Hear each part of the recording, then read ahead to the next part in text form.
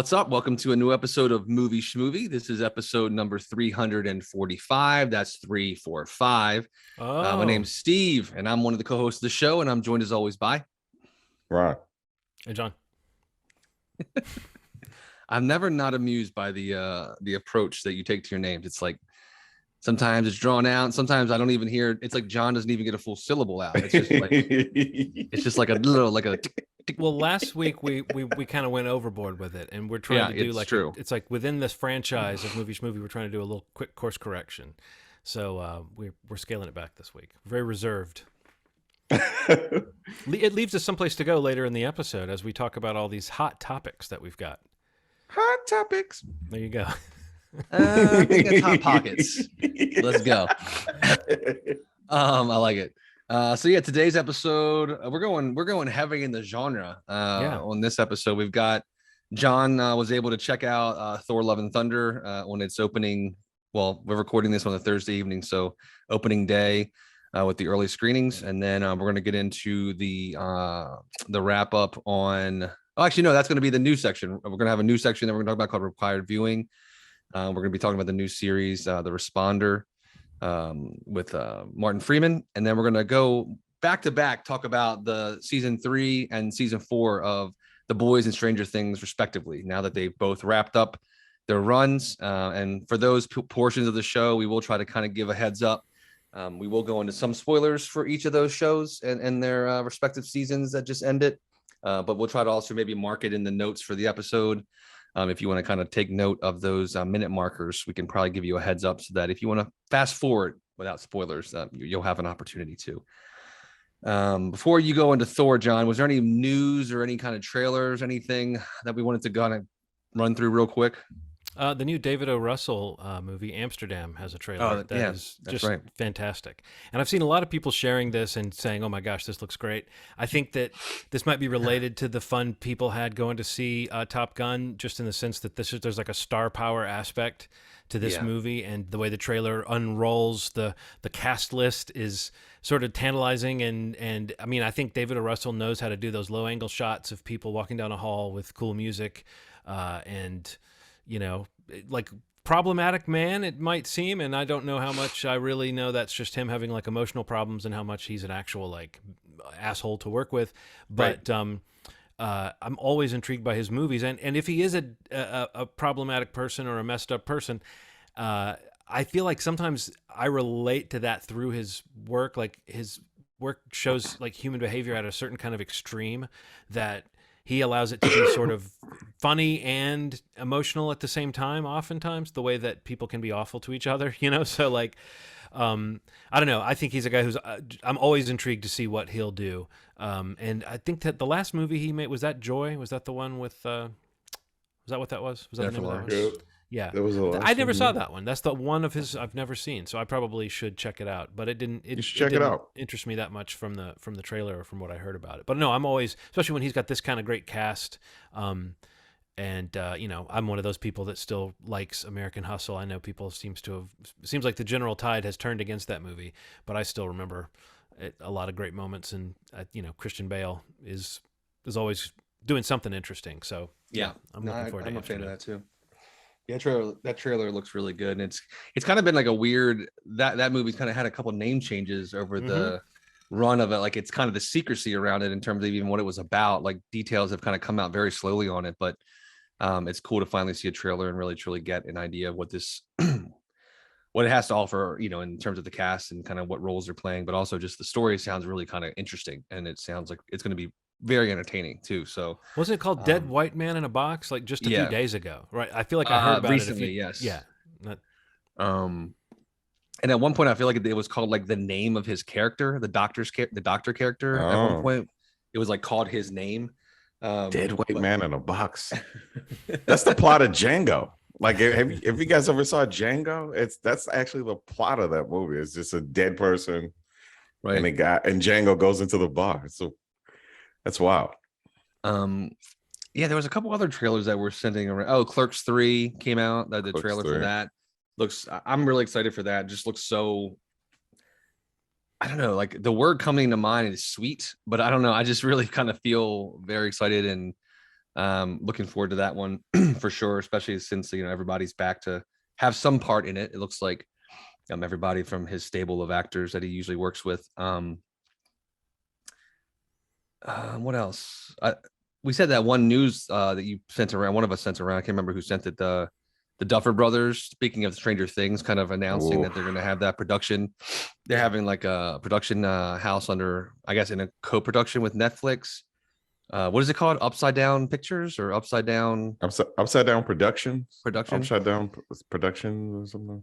But it was a cool announcement because they're kind of going through a bullet point of the fact that stuff is already kind of in production of some kind. Yes, pre-production or in production actually. But one of my favorite properties of all time is going to be made into a TV series. What is that? Death Note. Death Note. Okay. That's what I thought. Do yourself a favor. If you've never seen the anime, I think it's still on Netflix. Watch Death Note. And apparently one of the most unmakeable Stephen King books is being made into a movie, The Talisman. Apparently that's people. This movie has been tried to.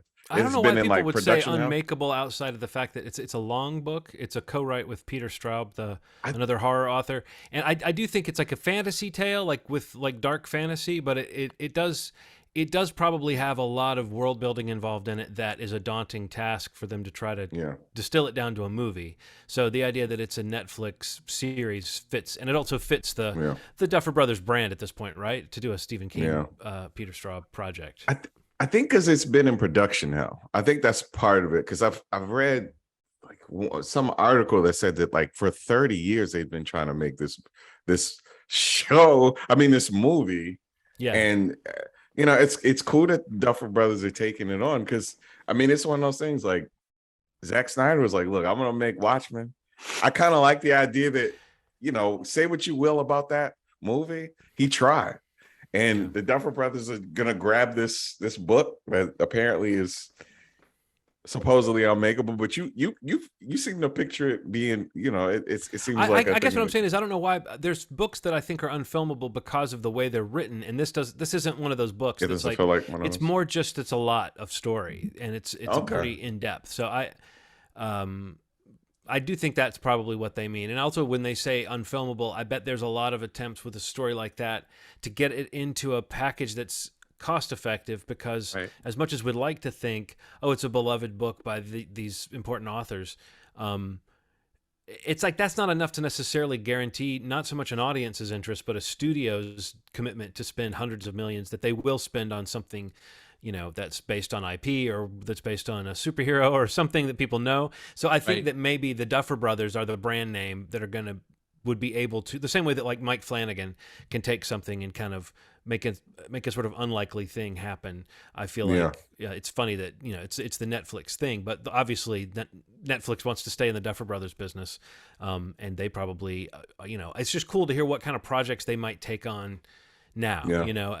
That Stranger Things is beginning to potentially wind down a little bit. So no, I'm excited about that. But I think it fits their mold exactly. Like you could imagine that book being one of the books they would mention as an inspiration for Stranger Things because it does have the kind of mundane world with a fantasy that's dark kind of revealed through it, and then it does get into, like I said, it's a very I think to fully realize the world, you either need a lot of money or a lot of screen time to make it really work. So, cool. I haven't read the book, in a long time, but it's a little bit dense too. And I think sometimes if a book is a little bit hard to get through, it's like a 600-page book or something. I think that's another reason people just say it's unfilmable, because the task of actually getting that down.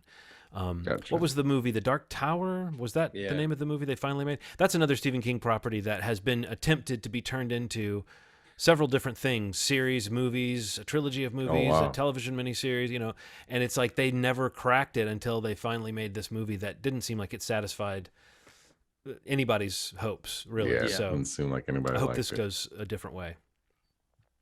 Yeah, and I'm just like I feel like honestly, like going into the last like month or so, I'm like seeking out material with the Duffer Brothers. Like I'm really curious, like to hear more from them about Stranger Things and about like their process and just the production of it, because like you don't really see them a ton.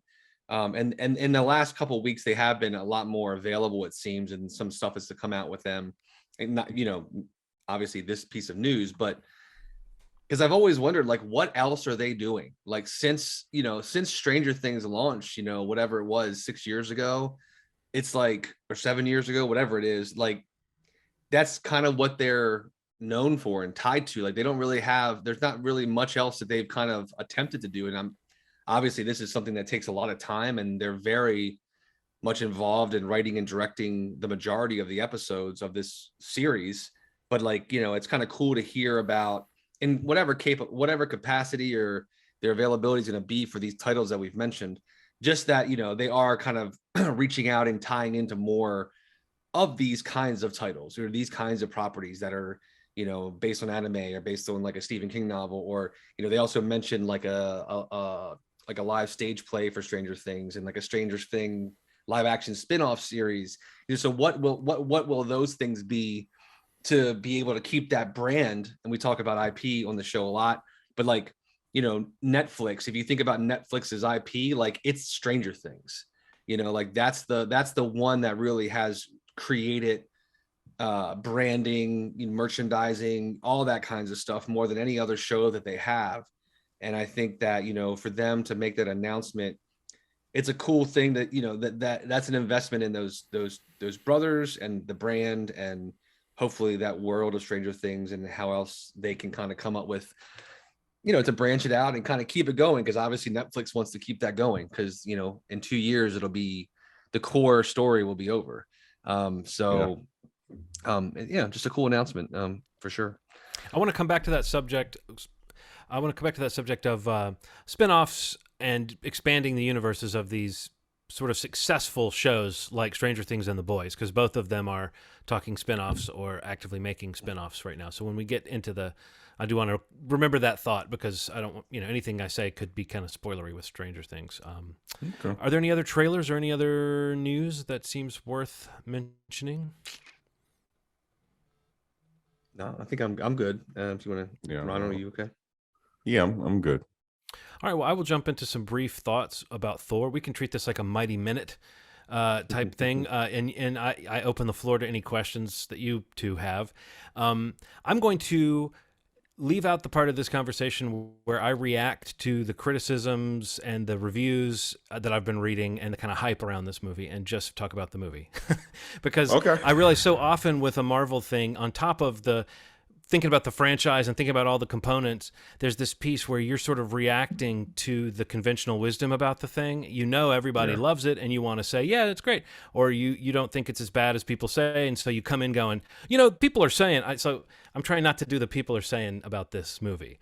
I think if people see the trailer and they want to see it, and they remember Ragnarok and they want to see it, and they like Taika Waititi's style, and they want to see it, I think this is exactly the movie that you think it is. It's like, it is Thor Ragnarok Part 2 with a little bit less of a polish maybe on the world building stuff, but a little bit more freedom to just be silly, and kind of the tonal shifts. I mean, there's moments where it gets very poignant and sincere right after some really silly stuff, and sometimes those moments don't always work as well as they would in a movie that had established a more grounded tone. But the sincerity of those moments is definitely there. And if you like Taika Waititi's stuff, especially as he's kind of spread out and he's got his fingers in so many different pies, and he's got like Our Flag Means Death, and he's got What We Do in the Shadows, and he's got contributing to like Reservation Dogs, the different things he's doing. He's like the opposite of Guillermo del Toro, where if you hear something he's involved in, it actually happens, But like, people at this point either like or don't like his style. And I feel like if you think you like his style and you think this movie looks fun from the trailers, I think this kind of movie is like, it might be the little palate cleanser you want from Marvel, because it is a self-contained movie. It doesn't try to necessarily make you think about any next steps or any last steps. But like, Chris Hemsworth is irresistible. Natalie Portman is no slouch when she's awake, and she's pretty awake in this. You've got funny jokes. There's a couple of hilarious moments in this that, I mean, I where I heard myself laugh before anyone else did in the theater. Where you hear yourself go, and then everyone else joins in. But I mean, I saw it with a really like laid back, happy audience, but it was just everybody. It was not the experience that, and this is where I will nod to the reviews, it was not the experience that I had been started to wonder about from some of the reviews I'd read, where people talked about like jokes not landing and the movie being too pleased with itself and too smug. I feel like if you're going to see a Taika Waititi thing at this point, you know that he's kind of got that sort of ain't I a little stinker kind of thing going on with his stuff. And if you like that, I think you'll find this to be a movie that has a lot of heart and a lot of jokes, and it doesn't take any of this heavy machinery of the Marvel Universe seriously, which is refreshing in general. I think at a moment where we're all wondering what they're doing and what the next step is going to be, and like what that next Marvel thing is going to be that's just going to absolutely connect with people. I think some people might not be in the mood for a movie that's basically Bugs Bunny directing a movie, you know. But I was really charmed by it. I mean, I went into it with those expectations of like, well, you know, you never know. This could be that Marvel movie that just leaves me in the dust. But I was instantly chuckling, and then it built up for me. And yeah, there's a lot of like running gags that are either going to work for you or they don't. But I didn't find it to be this mess that was being described to me. And I do think it's also a mess in a way that you would expect a Taika Waititi sequel to Ragnarok to be. Like Chris Hemsworth said somewhere in a junket somewhere that this is a movie a 7-year-old would have made. And that Taika Waititi has said that he basically made the decisions like that. Like, if I was a kid and I got to make this movie, what kind of things would I have happen? What kind of scenes would I have in it? And I just think some people are going to be really on board for that, and this is going to be that little Marvel flavor for them.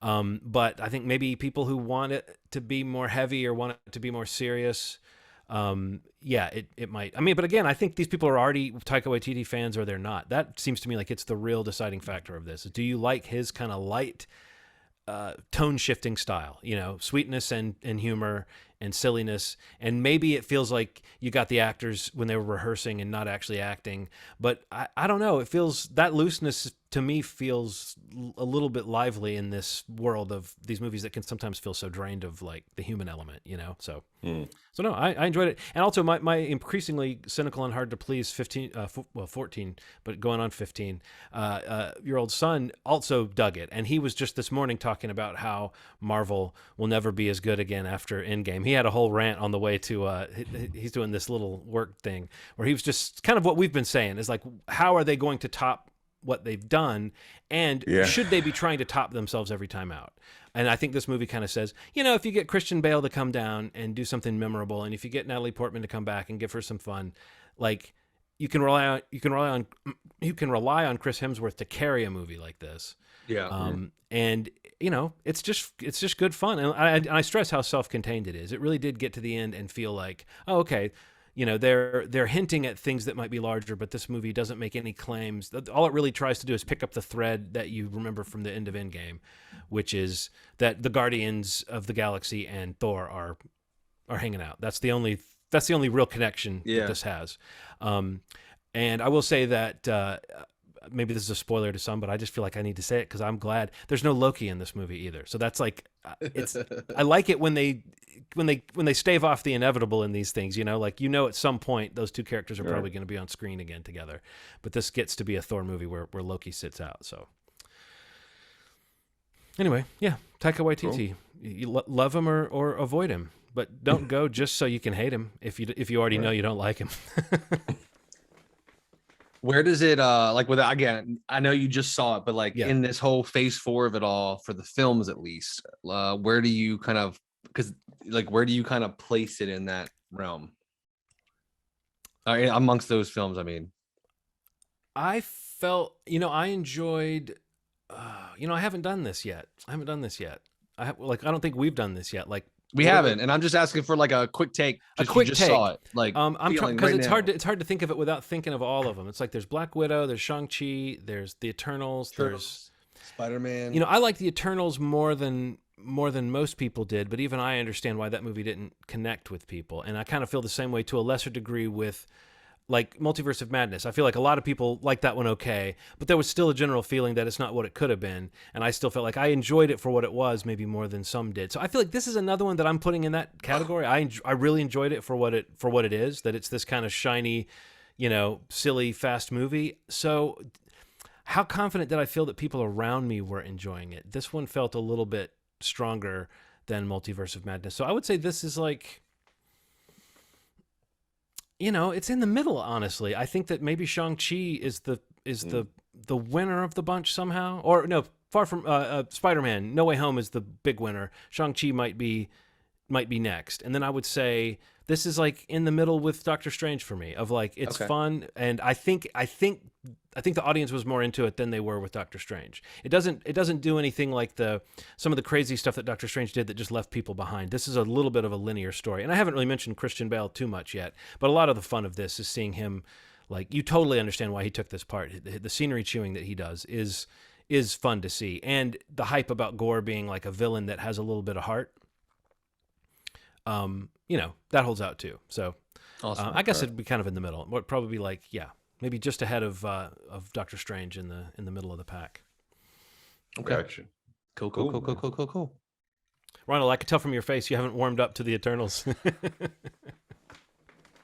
No. You know what I have warmed up to, though? I've watched Doctor Strange like 3 times. I don't love it, but it still has some parts that are like, I like the beginning when they just kind of plop you in the middle of the chaos. There's something about that feels like, what happened in the first minute or so before? You know what the best part of that is the way he jumps off the balcony and puts his cape on is so flamboyant and so like pompous. You know what I mean? He does it so dramatically. It's like, I love the way that like Sam Raimi just like, he knows the comedy of that you can get Benedict Cumberbatch to do that. Like, it'll just be funny to see how suavely and egotistically he jumps off and gets ready to save the day. And then her new ex, I heard his ex's husband's like enamored by it. Like I love that stuff. Yeah, real fanboy. So I don't know, man. It's get Eternals out of here. Well, like, like you can see how Taika Waititi embraces the kind of B-movie aspect of a lot of this stuff. And so when the effects are a little bit schlocky, it feels a little bit like the movie's in on the joke, which is why I stress this movie kind of feels like it's like the palate cleanser, maybe, because but it does go for some real emotional things too. So but I think that as far as you're talking about those kind of surface pleasures of watching the Doctor Strange movie, I think this movie has a certain amount of that too. I do think that the question of how good, when is Marvel are they ever going to focus on like routinely excellent effects? That's a question I still have. Like, but I think that Thor works within that schlockiness a little bit and has fun with it, rather than seeming like it's trying to hide that. So right, yeah. Okay. But how does Doctor Strange look? That's the reason I was thinking about the effects of Thor. Like, does it look like, watching it at home, do you feel like it looks pretty nice? Jesus Christ, man. It's beautiful. It's a beautiful fucking movie. So here's the problem. It's like I watch a lot of like physical media collectors, and even they're like, man, Disney Plus is offering this experience that's a lot different than the Blu-ray that I just bought. That's like $30. It takes up more screen. The Dolby Vision is I mean, if you have any decent TV, anything over like $200, the color palette of this thing is just looks incredible on Disney Plus. So I've watched both. The sound is better on the physical, just because it's a 7.1 situation. Yeah. But everything else is, there's a couple parts in dark places that get kind of muddy for Disney Plus, but they're making this the definitive place to watch Marvel things, which is so strange to say that a streaming service is doing it. But whatever compression they're using looks amazing. When you come over one day, I'm gonna show it to you. I'm gonna show it to you in all its glory. Well, let's talk about this new feature on the show. Yes. Go for it, John. I was just thinking about how often we lately won't have all watched the same thing, and how nice it is when we can talk about something that we've all seen. And sometimes it's hard to line that up with something brand new. And I thought, well, why don't we not have to? This time we happen to be starting off with something new. But in general, this can be anything where one of us is going to basically ask the other two, or demand it, require the other two to watch something, so that the next show we can all have seen at least one thing that's accessible to everyone. And we're going to try to announce it on the show a week in advance, so that you out there can watch the same thing. And when we do that segment, I know some people will say to me, "Oh, I would love to listen to your show, but I don't always know the movies you guys are talking about, and I want to see them before I hear people talk about them." And this is a way to know what we're talking about, and it's usually going to be something accessible. You could talk a little bit about where this week's selection is, but we're calling this required viewing. And Ronald, you're the first person who chose something, and you said, "All right, pick a movie that's accessible and easy." I'll tell you what. I'll make John sign up for a 7-day free trial to a new service so he can watch a 6-episode limited series. Yeah, so I think what's really important as a viewer of all things media is get your stuff from all over the place. Yes. And I'm typically looking at the American guides for like top TV shows of the year, but every once in a while, I'll scooch my vision over onto the UK charts. And one that kept coming up on a bunch of lists was The Responder, starring Martin Freeman. And you can watch on BritBox. You can watch on BritBox. Roku also has BritBox. Amazon, you can get it through Amazon Prime. So it is accessible to Americans, and a free trial, you don't have to pay for it. So you sign up for it, get rid of it right after you watch it if you want to, or get into some Brit debauchery. Or watch do what everyone does, forget you signed up for it, and then pay for it every month without watching it forever. So there's a lot going on here. One thing is I had not yet decided I was going to watch it, but I had seen a trailer and thought it looked pretty good. So when you mentioned it, I was like, yes, I'll happily watch that. But ads for this were seeping into my feed. I don't know if it's just because that's where my interests are and the algorithm was throwing something in front of me. But, it looked intriguing. I think Martin Freeman is one of my favorite actors, one of those people who I'm always kind of excited to see in something. And I do think there's a lot of goodwill from his performance as Tim on the original Office, that we all love him from that. But part of why we loved him on that was how believable he was. And he brings so much to just about every part I've seen him in. He does something kind of interesting and edgy with it. And he doesn't always play nice guys, I don't know. I just think he's an interesting actor. So when you mentioned it, it was like, yes, I'm happy to do this. And I also knew it would be an opportunity to check out some of the other things on BritBox. There's the Stephen Merchant playing a serial killer in The Barking Murders is like a 3-episode series on BritBox. I'm going to have to check that out. I started watching it. I haven't really gotten into it yet. But there's a lot of good stuff that I'm going to be watching in this 7-day free trial period. Fuck you, BritBox. Cool. I'm not going to pay $6.99 a month for another service. So, yeah, man, I wanted you guys to watch it. It's a story about a cop, affectionately known as a copper, and his beat, and he's tremendously affected by the job to the point where he's troubled, man. He's going through some PTSDs, has some when you meet him first, he's in therapy, and he may have lost the position, but you don't quite know why. And he is, what by all accounts, a dirty cop.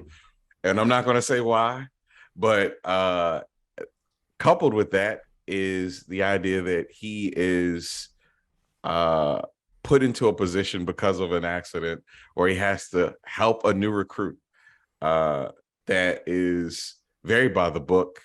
And he quickly tries to show this woman that that's not how the world works. And for 5 episodes, you go through this panic of a situation that goes from very small to very big very quickly and affects everybody around this gentleman. So what'd you guys think of The Responder? Steve, why don't you respond to that question? Yeah, I mean, I really enjoyed it. I mean, mainly because I really enjoyed Martin Freeman, and honestly, some of the stuff that I enjoyed the most on the show, which is really not even at the core, excuse me, at the core story of it, was like, it really stood out to me, like the relationship of the children in the show to their fathers. And specifically Tilly, his, Chris's daughter, Martin Freeman's daughter in the show. I don't know why, but like every episode, every scene that child actor is in, I mean, she was incredible in the show. I mean, she's not in it a lot, but when you talk about, a character that he's playing, he's this cop who is a dirty cop in ways, and just, stressed out. He's going to a therapist, he's on medications, and he's did he actually say in the show? I think is it just depression or is it? He said anxiety. I think anxiety. Okay, yeah. But just like seeing the bright spot in his life is literally his daughter. Is really that's really, when he's having breakfast with her, when he's even just talking to her on the phone. And I don't know, I just really like that stood out to me, because the whole show is kind of about this like uphill battle that he's constantly charging against. And, because of the stress of the job, the stress on his marriage, other factors in his life that are just like completely just weighing him down and just destroying him emotionally and physically. But when he's around his daughter, it really stood out to me. And even the other character, I can't remember, like his friend in the show, like who also has a daughter, even his relationship with his daughter, the amount that we get to see of her, it's just, I don't know. I really like, what's that? Carl, I think Carl was his name. Yeah. The scenes where he's like watching a show with his daughter, and it's like, she's old enough to, like his wife's like saying it's not appropriate, but then his wife's sitting there watching it. Just like there's levity and there's like kind of like a sweetness to those scenes, because the show, in general is really kind of grimy, and it's really kind of, stressful and, suspenseful at times. But I really, really loved just like that anchor of his daughter. And even it was really sad too, because like even at times when like she was asking, if she was what was wrong, because she's so tuned in, she's so tuned into her father and probably to her mother as well. But it's just like, he's the one that's really kind of visibly suffering in ways that are affecting his relationships all over the board. So like a kid like that, and it's kind of sad to even think about having a daughter, having children, it's just like thinking about like kind of how we come off to our kids and how much more in tune they are to us than we probably realize. So I like the way the show kind of didn't just say he had a family and showed a couple scenes of him with his family. Like it really kind of showed the impact of what he was going through and how it, what it had on his family. And yeah, I love that part of it. But in general, I thought the show was good. I mean, it's just like, I'd heard a lot of good things about it too. I'd seen a couple things in my feed on it, kind of promoting it. So I was kind of happy that you picked it. Maybe not so happy with how quickly we had to watch it, but I'm so sorry about that. But glad that I did get to watch it, because I had been planning to. So it kind of just like forced me to, which I appreciate. But yeah, I can see why it apparently it's like a big hit overseas, and there's even talks of a second season. And yeah, he's just incredible. Like he's just such a good actor. Like you said, John, in everything he's in, whether it's funny or kind of straight or just kind of like even this, like from not being a physically, intimidating presence, like he's not a big man. He's not, physically either in size or at height, anything like that. But in those scenes where he's kind of really kind of imposing intimidation, as this cop who's probably abusing his power, it's kind of scary because of that. But it's also just his presence is really the way, that's leveraged in this series. I thought was like really effective, and it kind of sort of showed a side of him that most people probably don't associate him with, which I think is another part of the appeal of the show, is probably reaching with people that have seen it and liked it. But yeah, I dug it. I mean, I feel like over the course of 5 episodes, it maybe jumps around back to story points a little too often here and there, kind of rehashing things. But enough was there for me to still enjoy it. What about you, Ronald? Yeah, I enjoyed it a lot. So what's interesting about it is it's shot in Liverpool. He's on the beat in Liverpool, and his partner Rachel, who's played by Adelaide, is from Manchester, and they call her a Mank because she sounds a little more proper than everybody else that they're around. So it's interesting, I've kind of experienced some of that when I was there. It's like the idea, like, sure, racism exists, absolutely. But there's also like a lot of classism that goes like every place else, where things like that play into it, where fancier sounding people really aren't around people who sound like the people in Liverpool. And watching these relationships between some of the characters, and you realize that this guy has a lot more heart than she's heard about this guy. And watching the way that he handles people, it's like when I was growing up, that's some of the police officers were like that in our neighborhood. It was like, if somebody was drunk, it's like, sure, you could arrest that person, or you could understand that that person's stressed out. They don't really want to, they're trying to drink their problems away and get them out of the street and help them. It's that kind of neighborhood policing is something that is kind of amazing. And I think that's what people are kind of getting from this as well. Like, neighborhood policing is an old phenomenon that it doesn't really exist in the same way that it does anymore.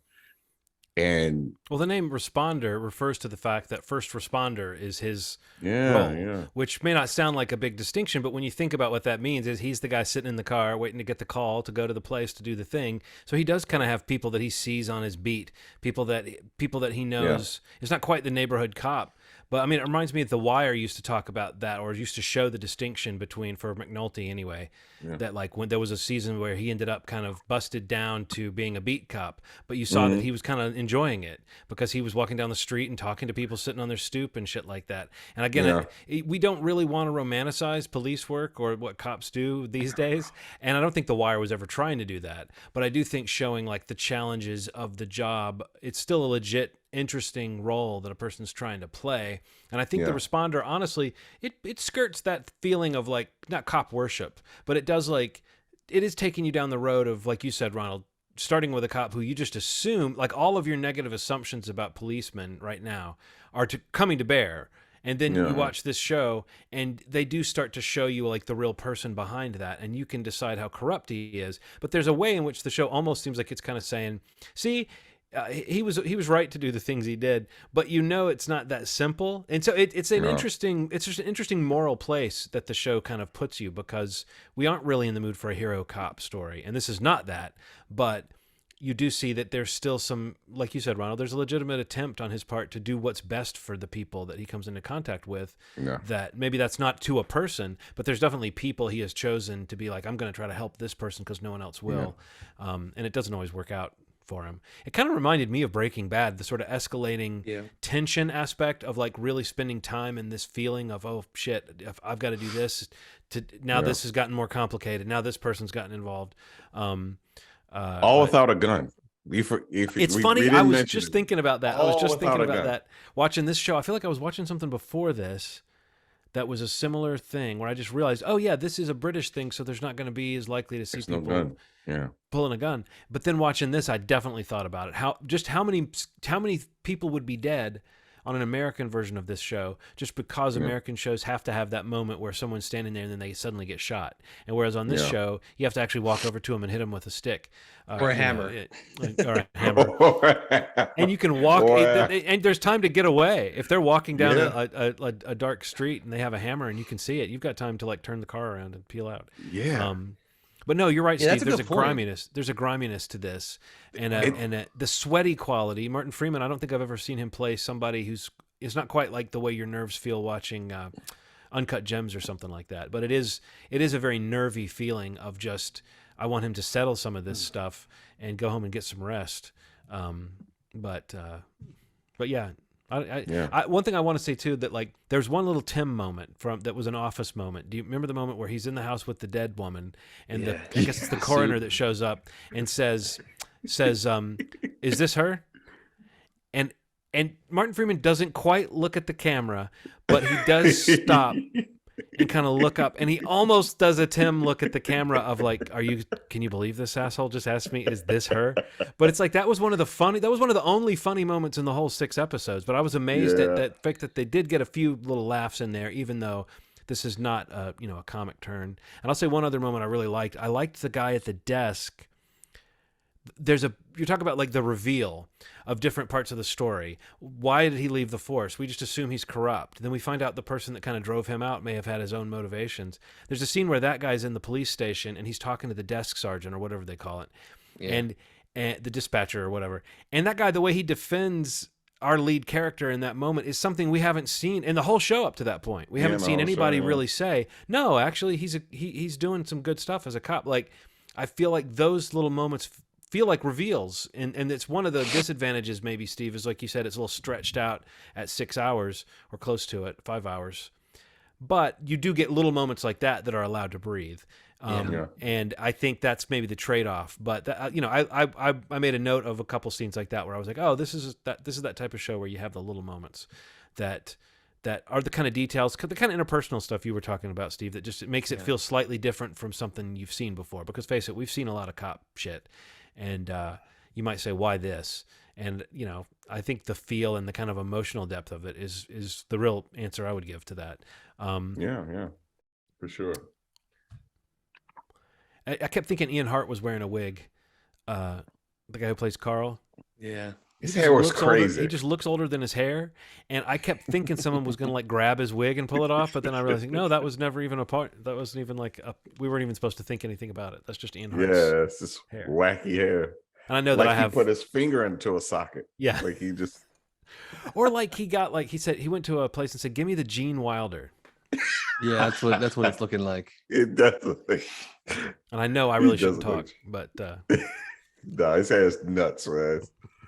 But yeah, The Responder is on BritBox. You can access it through Amazon Prime if you want, Roku, Apple TV. It's BritBox is a good service. So, and it's a 7-day trial if you want to watch a ton of British stuff, including Gangs of London, which is I noticed that whole series is on there too, so. Masterpiece. So cool. All right. Well, I guess now we're kind of getting into spoiler warning territory because we plan on talking about the ends, the full seasons of The Boys. Hold on, John. We didn't announce what the next. Oh, that's right. Yeah, here I am messing up. It was about to be a perfect segment. And look at that. What are we watching? You forgot.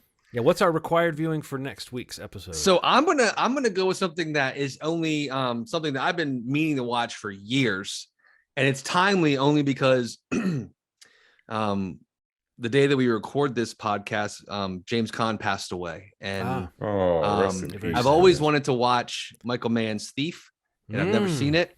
Me either. 1981, his directorial debut. William Peterson is in it as well. Who else? I know there's a couple other names that popped out to me beyond James Caan, but I've always heard nothing but amazing things about the movie. It's always one that, like, on a Michael Mann list, he hasn't made a ton of movies, but Thief is one of the ones, maybe beyond Heat, that is always like people. I just watched Heat. How have you not seen Thief? So it's like I don't know. But I'm gonna make that right in the next week, and hopefully we can talk about it. We can talk about it on the pod. So yeah, I'm gonna go with Michael Mann's Thief from 1981. I love it. I may have seen this when I was a kid because it was kind of an HBO staple for a little while, but I have almost no memory of it except for moments that I bet were the stills that were in the HBO guide that we got in the mail when I was a kid. But they would show, there's like a picture I can picture from this movie. But no, that's great. And yes, let's talk a little bit about James Caan, I guess, with that suggestion, because I do think he's a guy he's one of those people who, he's not quite like Tim Curry in that you can judge a person based on what they know Tim Curry from. But when you think about James Caan, he's got, that era, he's got, his days as a young leading man, which would include like Thief and Godfather. And then you've got Misery, which was a huge, like, sort of mid-late career, a huge iconic part. And then, of course, in Bottle Rocket, he plays he lived long enough in his career to sort of not so much do a spoof of himself, but to kind of play a role that commented on the types of tough guy roles he'd played in the past. And I think when he did Bottle Rocket, him taking that part was reminiscent. At that point, we were familiar with this idea of the sort of Tarantino-inspired resurgence of taking an older actor and giving them a good role. So it felt a little bit like that role was kind of commenting on that phenomenon too, by giving him this interesting character who wasn't exactly what you'd expect. So, I mean, those are just the three performances that came to mind for me: Godfather, Misery, and Bottle Rocket. And I thought, okay, yeah, like, he's not a guy who you think of as having the most varied career, but those are three very different movies, and he's very memorable in all of them. There's one I didn't mention that I think a lot of people mentioned. Is someone going to say it? Elf? Yeah, that's the other one. It's got to be Elf. Come on now. Come on, he's Buddy's daddy. Yeah. Just he was a great follow on Twitter too. I don't know. Is that definitely a great kind of looking across the filmography, like John's talking about, like kind of breaking down those areas of, you know, the kinds of movies that he was making. But you know, the Godfather and Misery kind of stand out to me. Obviously, Elf probably would be, you know, the third one if I was going to pick three, you know, that kind of what I know him from or know him for. But you know, everyone talking about him today on most of the social media that I'm on, if it's not the Godfather, it's definitely either Misery or Thief. And you know, that's kind of what in my mind, it's so fresh after talking to you about picking something. So I need to round that out and you know, make sure I kind of complete that. So those are some of the ones that he's most known for. But yeah, I mean, it's another one of those like iconic names and iconic actors that have just been involved in conversation, you know, whether, you know, it's some movies that are more prestige kind of things or commercial movies that are really kind of big box office movies. But I mean, kind of ebbed and flowed in and out of that a lot. And it's another one of those names that you just like, wow, like they're in that like legend kind of status that are just kind of leaving, you know, us.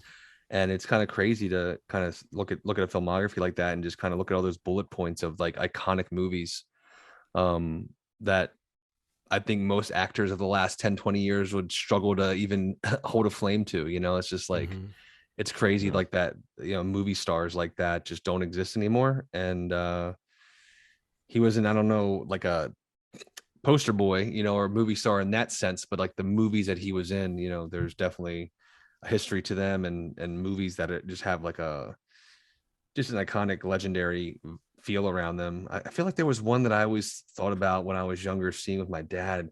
I was trying to find the movie when we were starting to record. Oh, he was also in The Cloudy with a Chance of Meatballs too. Right. That series was another thing for him that kind of was pretty big, but I couldn't find the one I was trying to remember.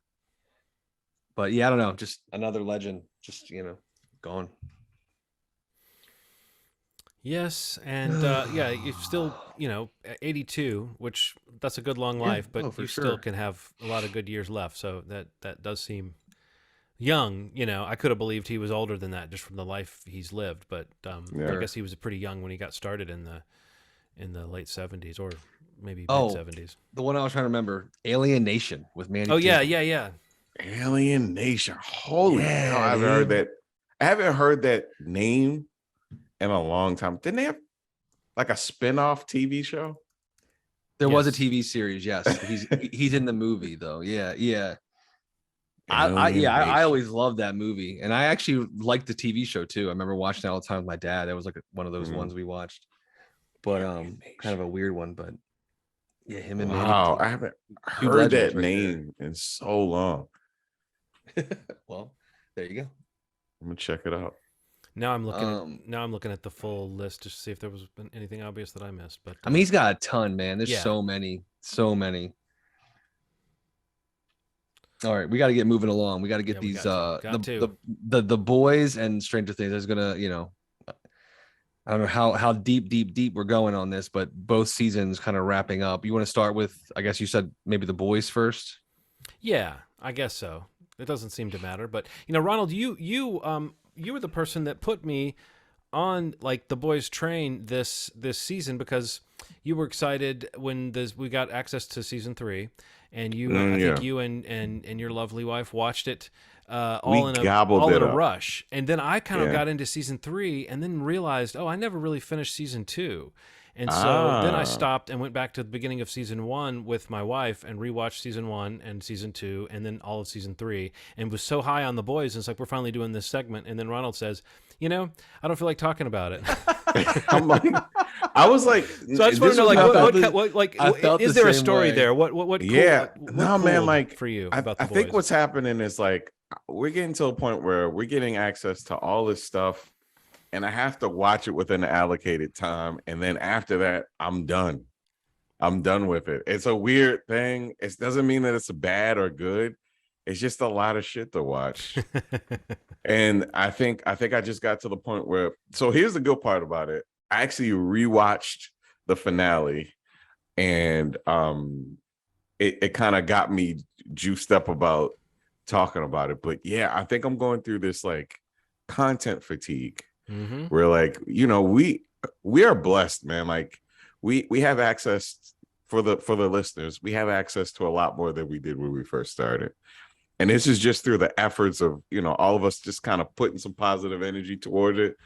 But golly, man, like having to watch all that stuff can be a little like exhausting.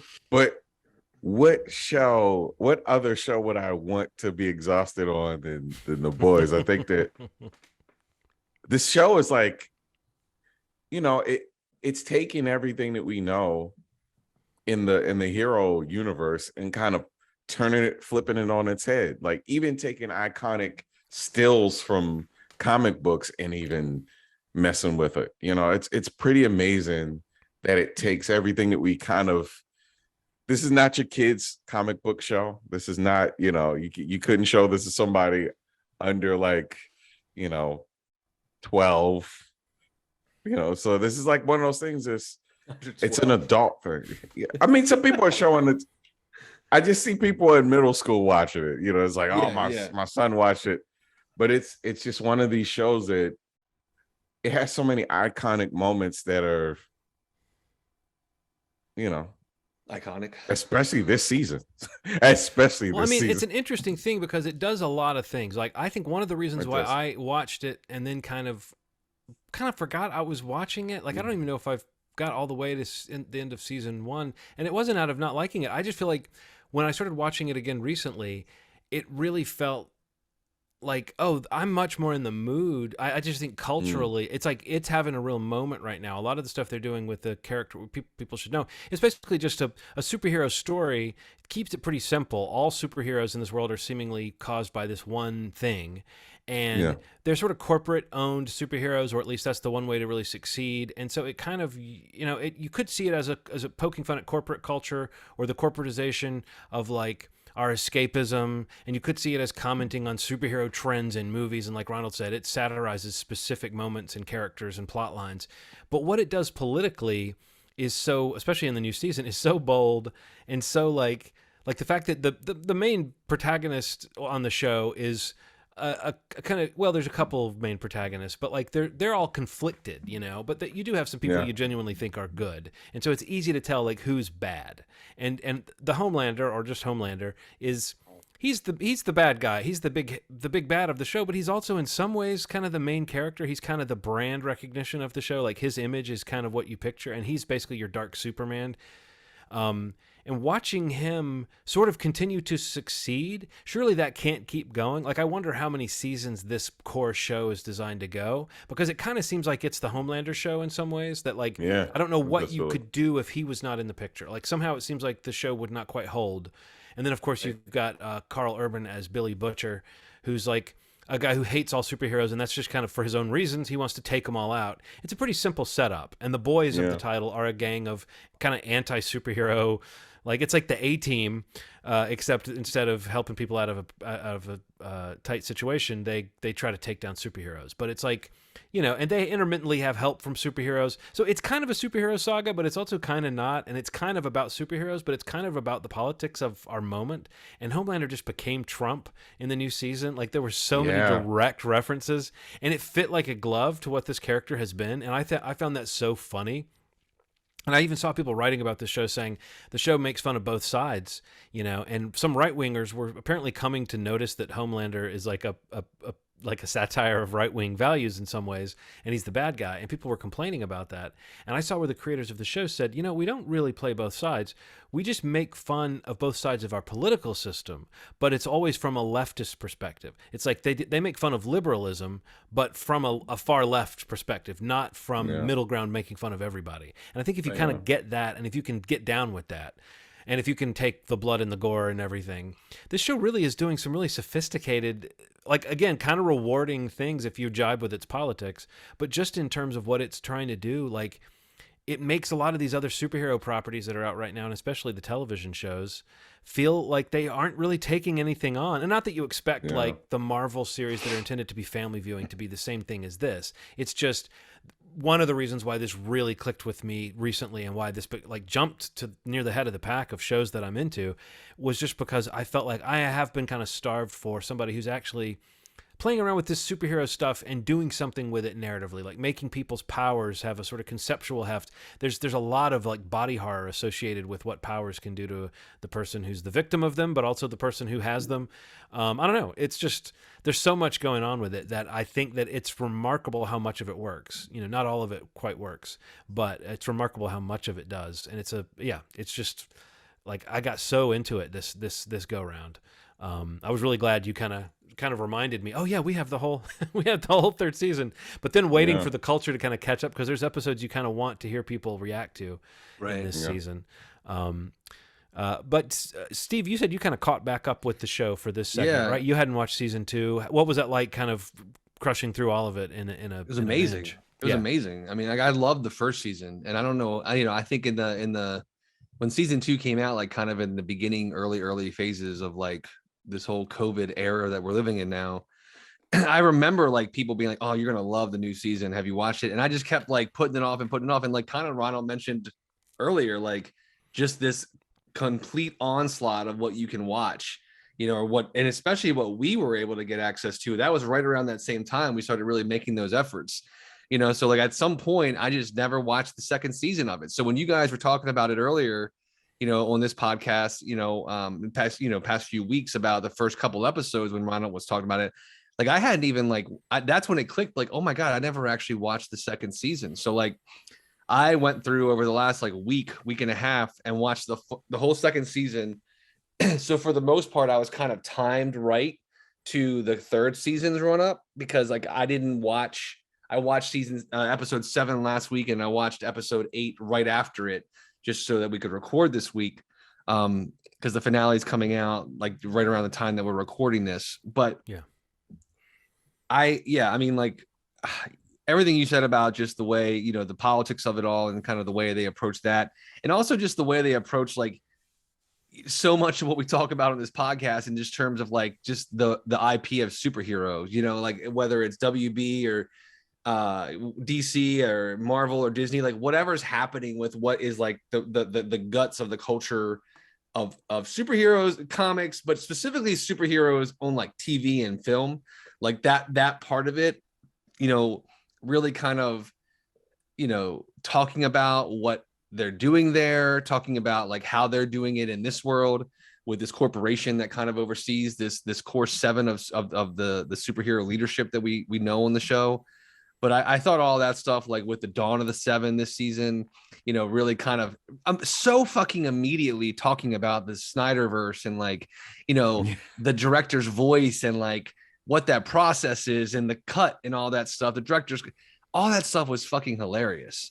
And, to be so timely and to be so, kind of just like tapped into pop culture, political culture, film, TV, superheroes, IP, like there's all these things, these plates that this show manages to spin, and to really kind of land it. In my opinion, I thought this season was amazing. Like it may be the best season. I don't know, but like, I just think that the way they kind of landed all in the final 2 episodes, especially, it really kind of worked for me.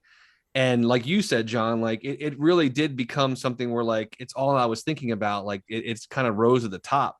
And I think, this year, especially being able to consume the second and third seasons together, in my mind, it's so dense and so fresh that like, it's definitely one of my favorite shows. Like there's no question. I love all the performances.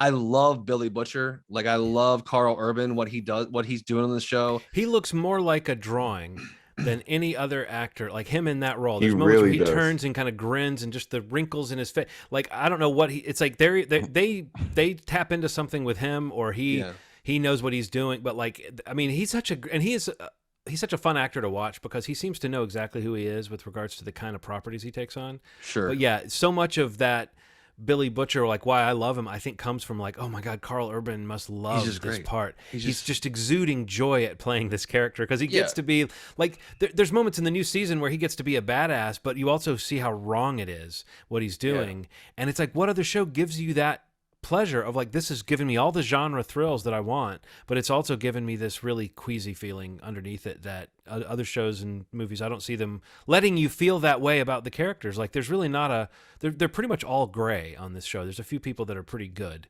but almost everybody's gray, and he's like leading the pack for me. Yeah, I don't know.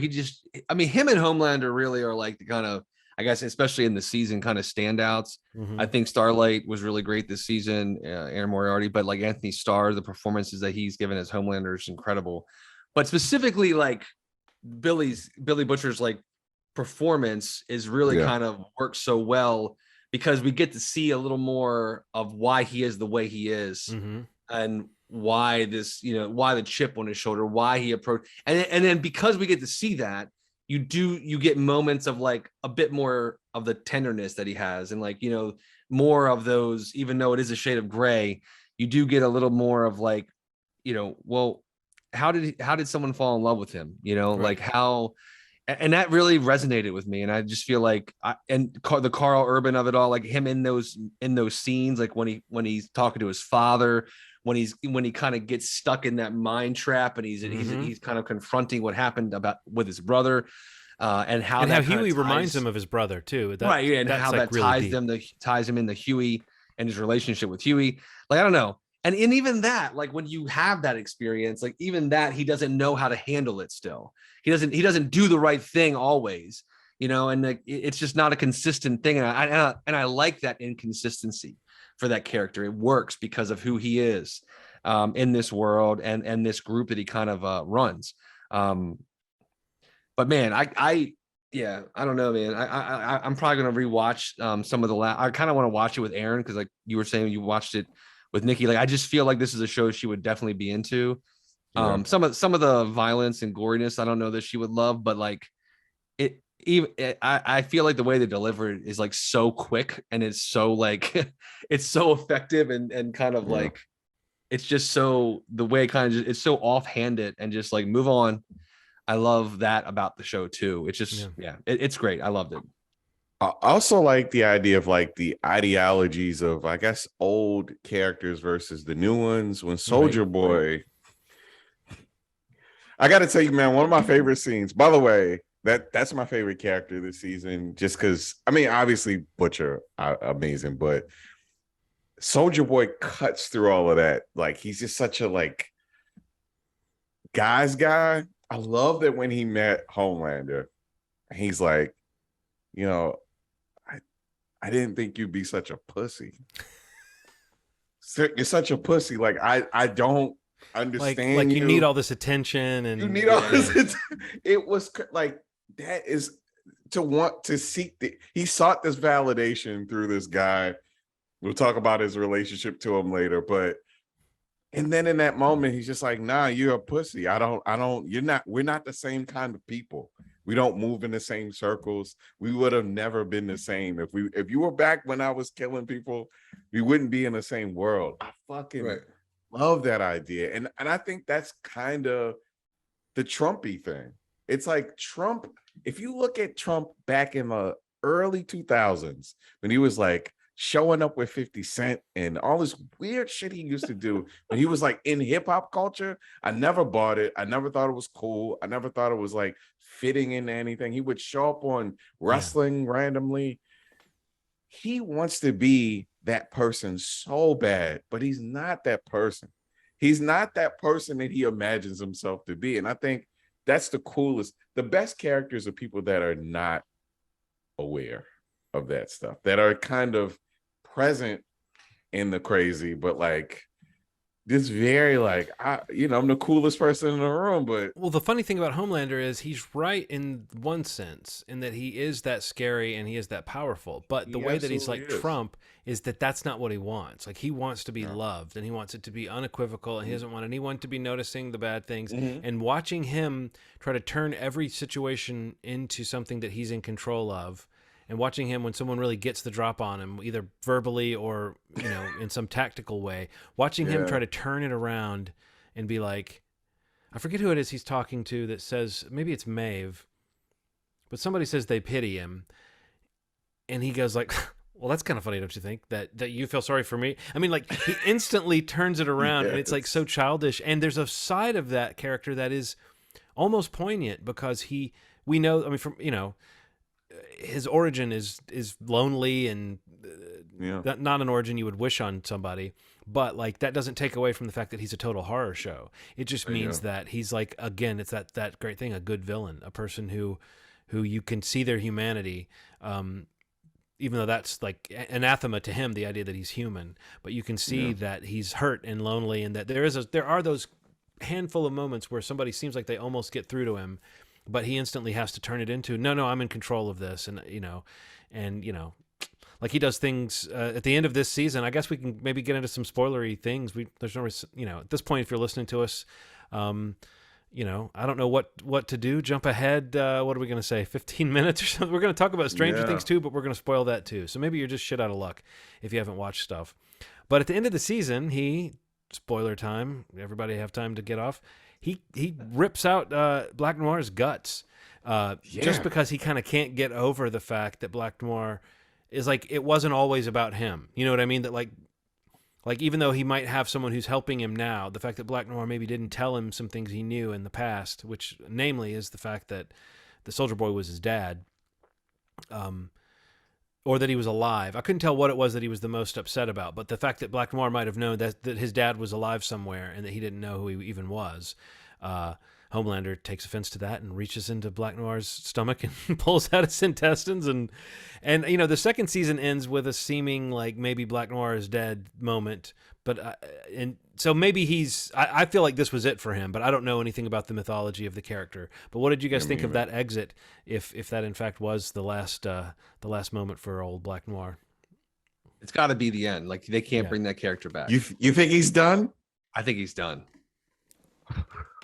I mean, what they do with him with like the animation and like those characters that he goes to like that whole scene of comfort and like even showing up showing up in the visor as he's like dying. Like I'd be honest with you. I'd be disappointed if he was still alive. I would be very if they do the genre thing of saying somebody wheeled him off and put a robot stomach on him or something. Yeah, it would be right because the whole time he's been like a through line in terms of like his, from being a part of Payback to now being a part of the Seven, and like, his legitimacy in the world of these superheroes, and like kind of being like this like secret weapon. He's like kind of secretly one of the most effective ones outside of Homelander.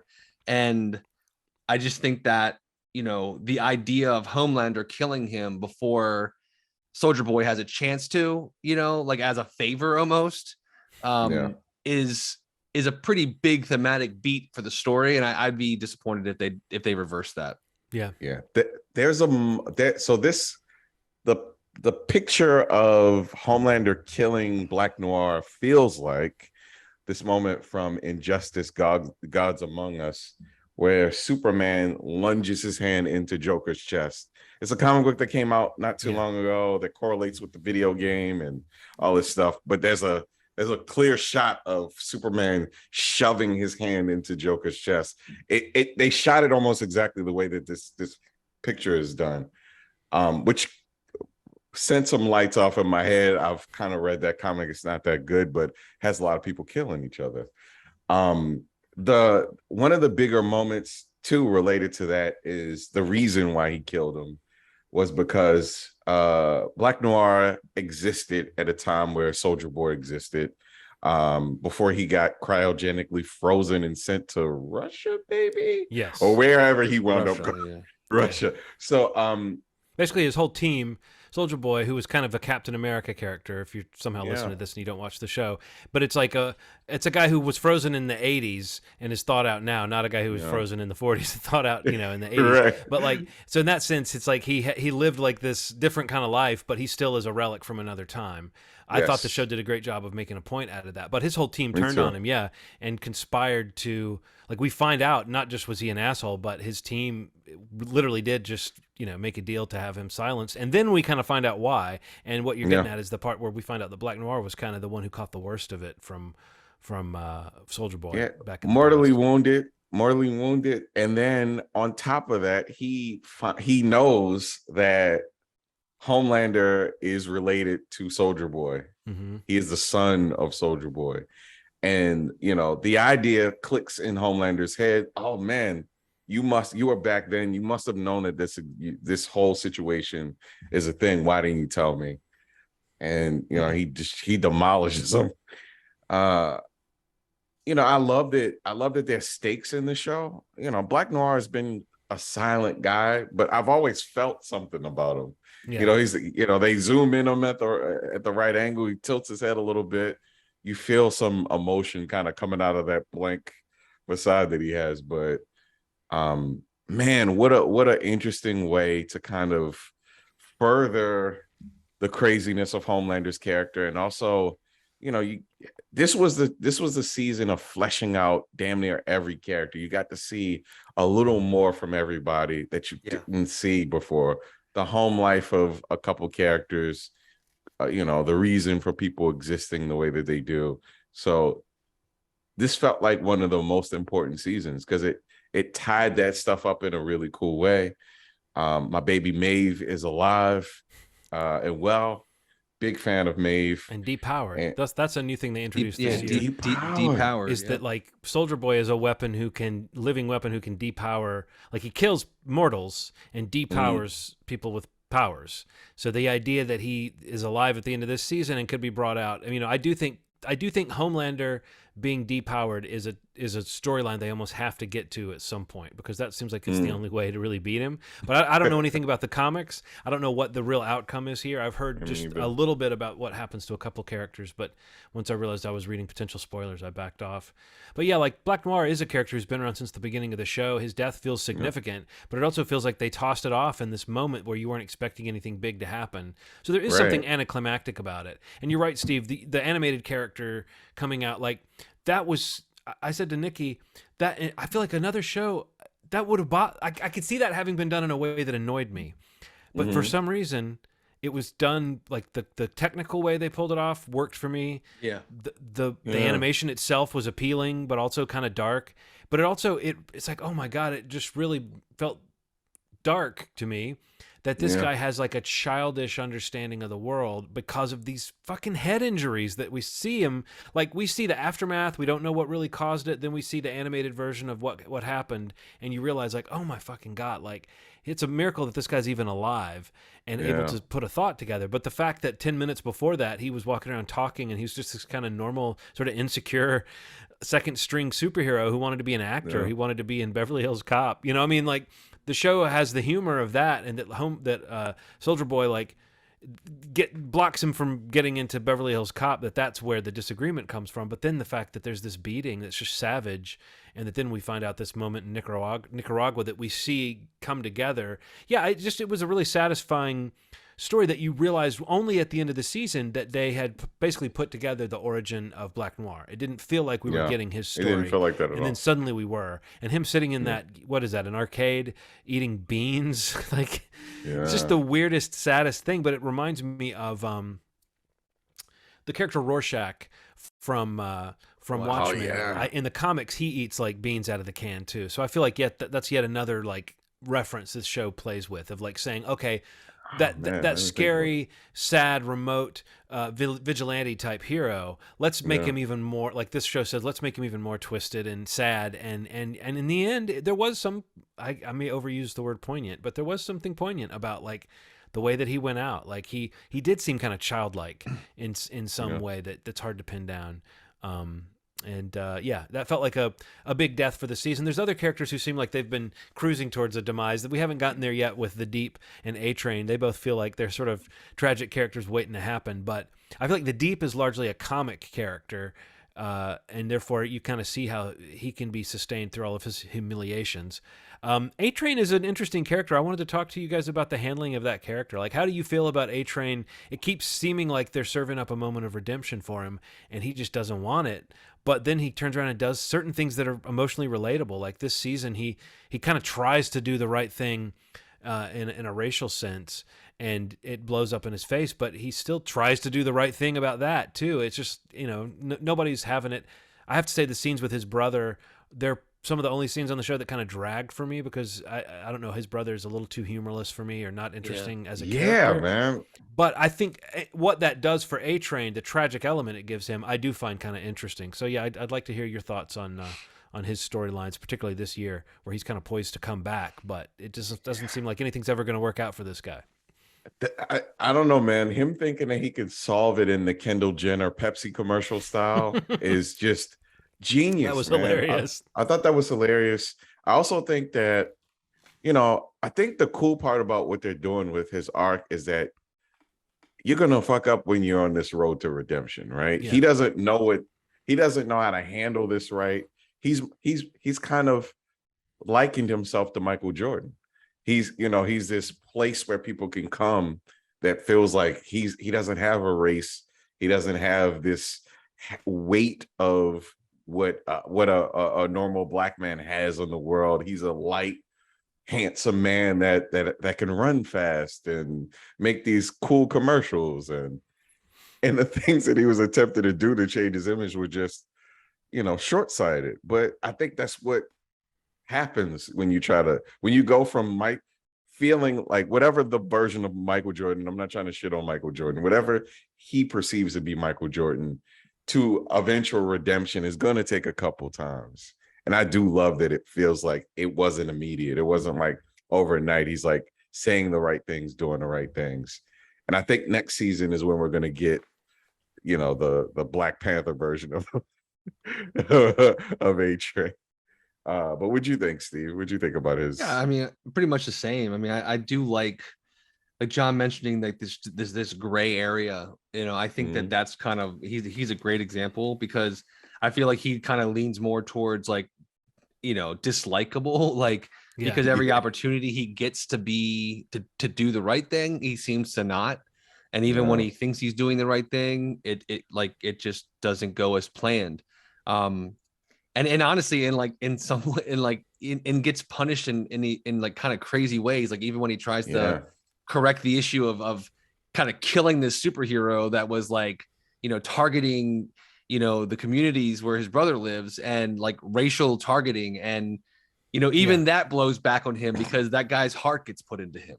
Right. It's just like a weird like punishment that Vault is like doing to him because like he tries to do something, take something into his own hands.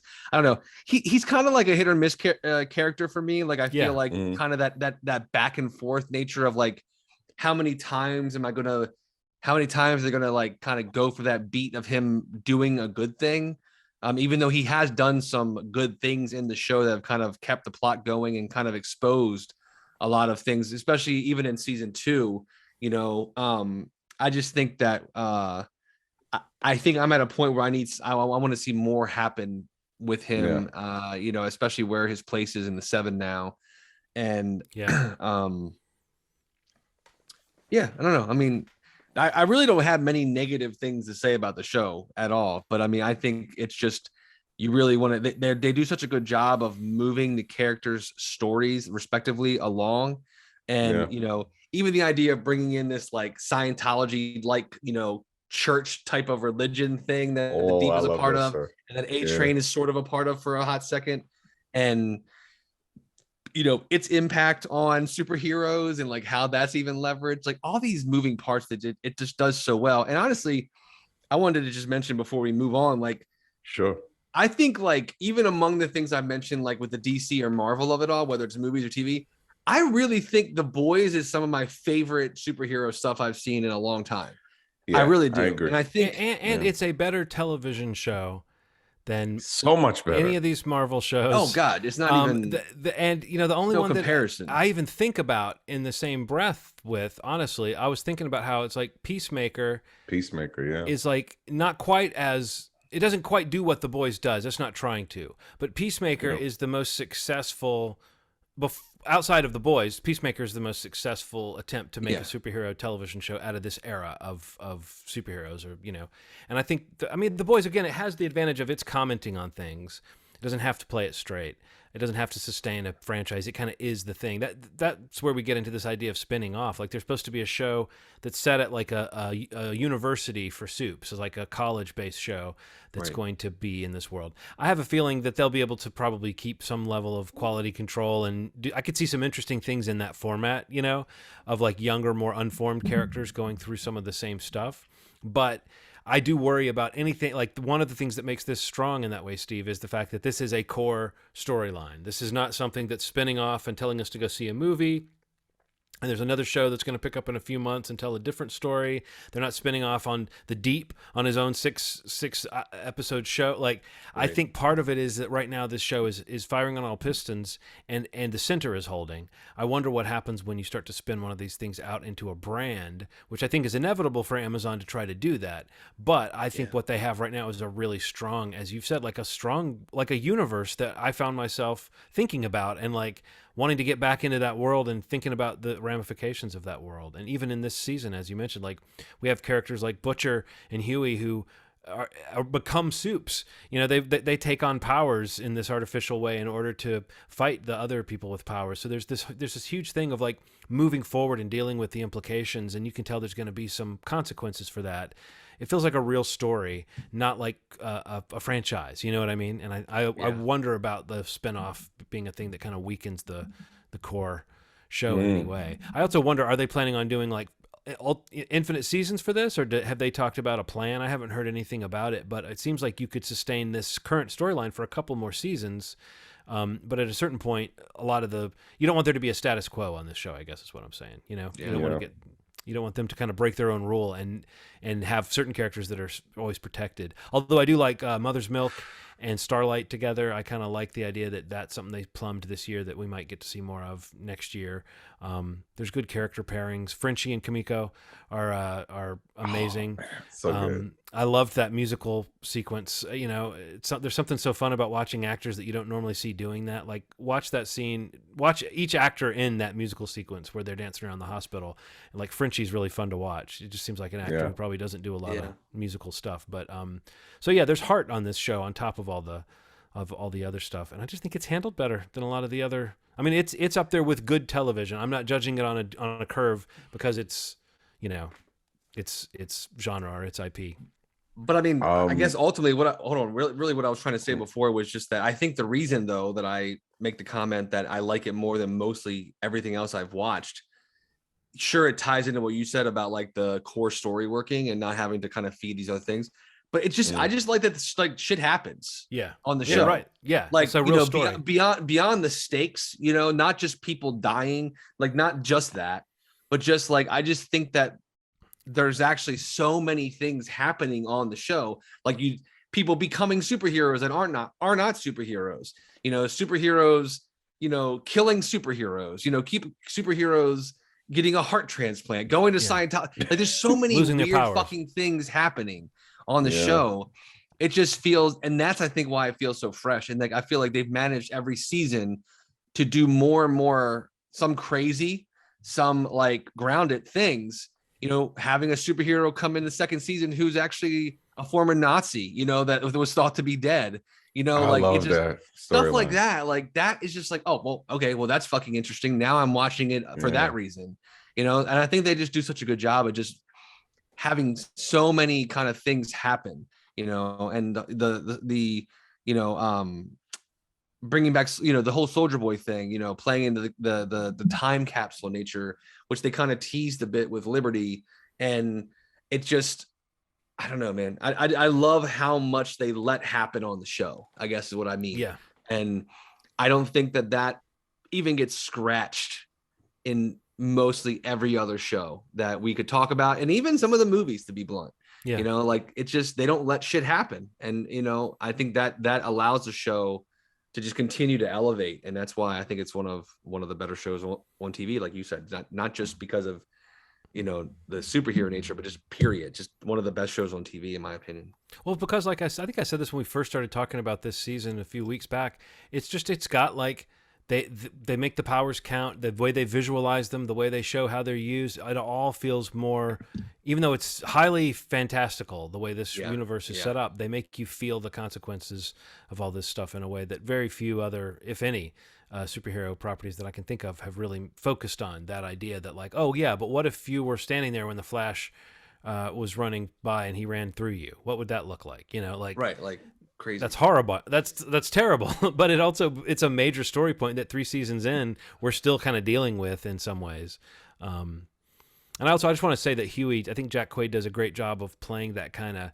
He's a little bit of the guy who doesn't realize he's kind of toxic, you know. He's he's like a good guy who's like trying to learn. I think that it's good to have a protagonist like that, because you could have him being too much the goody two shoes against Butcher. But this season in particular, the way they work together, it was a great piggyback for the reveal about his brother late in the season that you were talking about, Steve. To see that we now realize, oh, now he's got another Lenny in his life. He's not his brother, but Huey is very much that kid that he could protect instead of putting him in danger. So yeah, I guess we'll wait about a year and we'll see where they go next. I think you set us up for a good transition, John. You said the word piggyback, and I think that's a good transition to talking about Volume 2 of Stranger Things Season 4. Yeah, that was the episode name, right, of the last. That was the finale of season 4. Episode 9 is called The Piggyback. So yeah, it was called Papa, right? Papa, correct. Yep. So the Volume 2 came out last Friday, roughly a month or so after Volume 1 was out. A month and change after Volume 1 was out. 2 episodes, roughly 4 hours ish time total. Episode 8, called Papa. Episode 9 called The Piggyback. We talked about the first volume a lot already on the podcast. So just kind of zoning in on these last 2 episodes, and then kind of just a feeling on the season as a whole. Ronald, since you got pulled back into the fold, it seems, with this season, where are you feeling? How you feeling? What's your take on these last 2 episodes? So here's the problem. Because episode 4 and everything in the part 1 was so perfect, part 2, while equally as interesting, didn't have a moment that hit quite as hard as the 4th episode.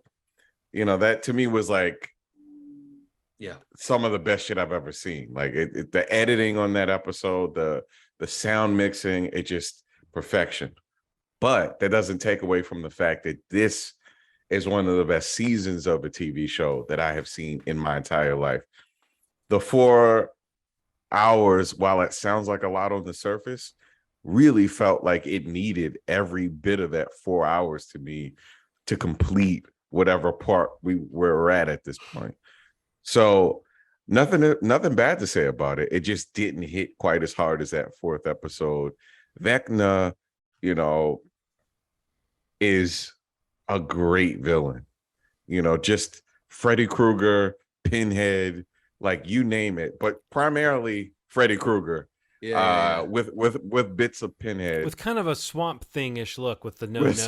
You know? Yes, a little bit, that's so perfect. Yeah. Yes, it's some of the best, most compelling villain moments, and when you find out who he is, you know, in the story, and you may have seen him in the first episode of the whole entire season faintly, and you may have heard him in the first episode faintly, like, golly, like what the Duffer brothers are doing doesn't feel like Lost. Like in the way that they're just like winging it towards the end. It feels like they knew what they were doing from every moment that we've watched. And I just think Chef's Kiss, almost perfect season of a show. I don't know how this happened. Almost perfect season. Yeah. It is a good point that you make, that like I feel like when that first trailer came out for this season, there was a video that they made on YouTube, like where they were breaking down the trailer. It was one of those like filmmakers on whatever, maybe Variety. I forget what trade it was, but they were breaking down the trailer and they made a comment about like having waited so long to finally introduce Vecna. And that statement kind of like, when I watched that, it made me feel like Vecna had maybe been around or been a part of the show in ways that we didn't recognize. So I loved kind of seeing that come to fruition and kind of getting a little more insight into like what they maybe meant by making that comment on that video like so many months ago.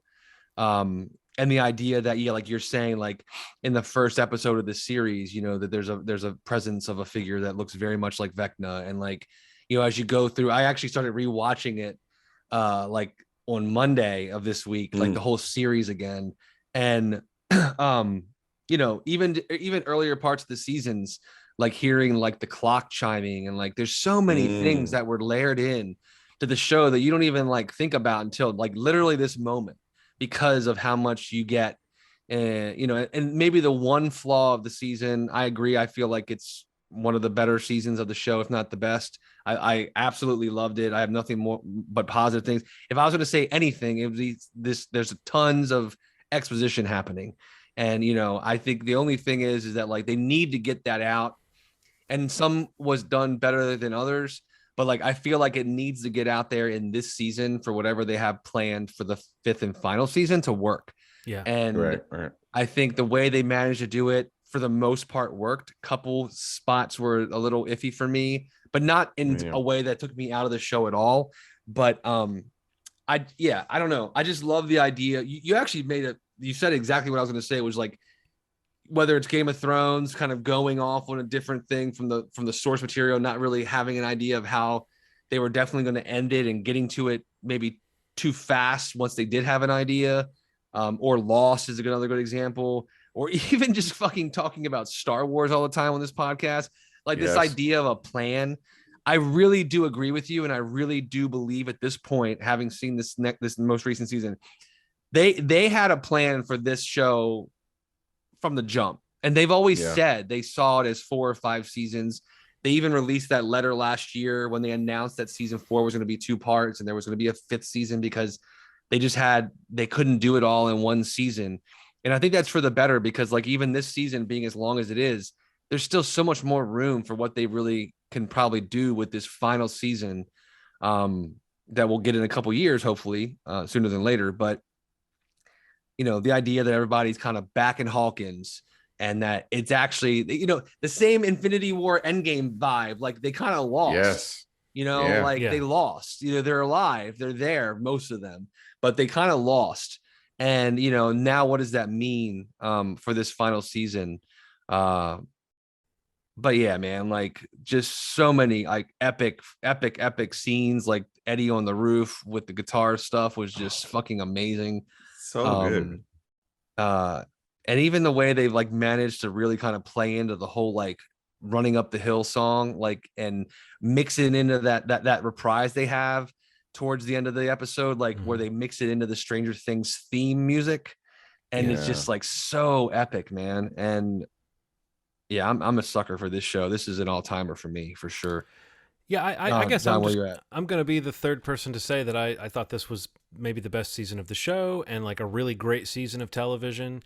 And I was thinking today, like I've heard so many people that don't enjoy this show like to say that, oh, it's just nostalgia. It's just somebody knowing which lazy references to make. And it's like, I think that's such a bad analysis of this show, because this show, we kind of got into this a couple of weeks ago, Ronald, about like, it's not necessarily about, like, it uses the 80s, but it's more about the sort of feeling you had when you were a kid than it is about the 80s.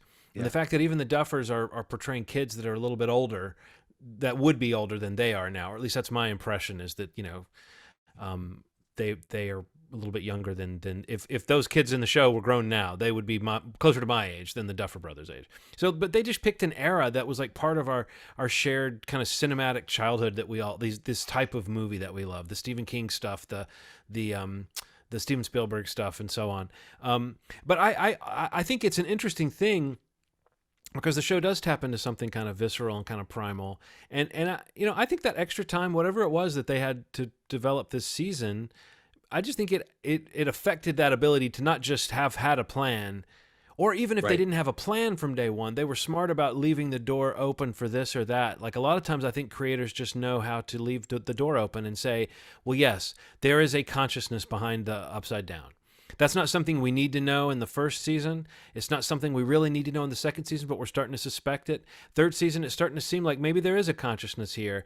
And then they started saying about the fourth season, similar to what you said, Steve. I heard them say in an interview, oh, well, we get into the reason behind the Upside Down, the origin of the Upside Down. And I was like, oh, you know what? I had thought at the end of season 3, they could even have moved on and said season 4 is nothing to do with the Upside Down. It's a totally different threat. I could see them leaving it behind. But when they did that for season 4, it's like, oh, the end game of this show is going to be tied into the story that was there when it started.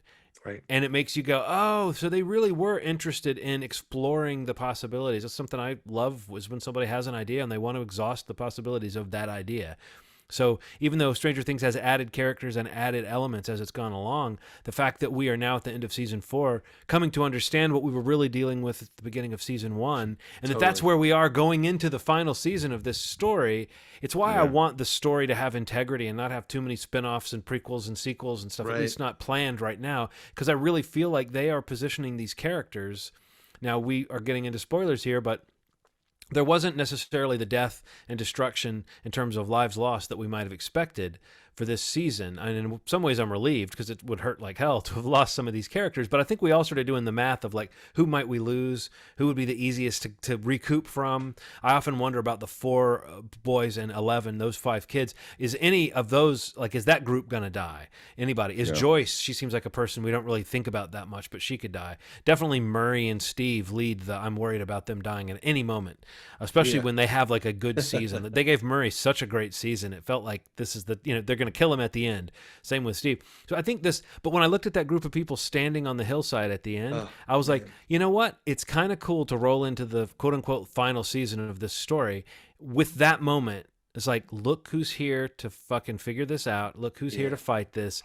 I feel like it just makes it all feel worth it. So like whatever, I felt like that final episode, there was a lot of business to take care of after the actual climax. And some of that felt a little drawn out. Like I was remembering hobbits jumping on a bed in slow motion at the end of Return of the King. But I also remember at the end of that movie thinking like, okay, if you watch this trilogy, you've just watched a 10-hour story. Can't we, if it's a 10-hour story, can't we spend a few extra minutes at the end watching people hug, And I feel like this season definitely gave you that. It gave you like all the characters who you thought might have been thrown in together sooner are suddenly interacting with each other. I enjoyed those moments.